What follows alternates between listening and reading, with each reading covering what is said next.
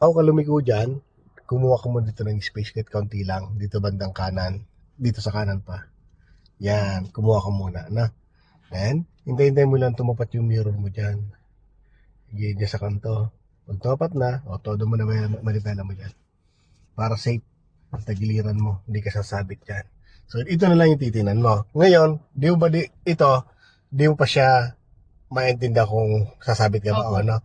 So, pag pakiramdam mo sa ngayon ay sasabit ka, pwede tayong umatras. Opo. Pero pag pakiramdam mo ay kaya pa, dumiretso ka lang. Basta may doubt ka na, ma'am, huwag mo idediretso, Opo. ha? Okay, sa ngayon ba, kaya pa? Opo. Sige, galaw ka.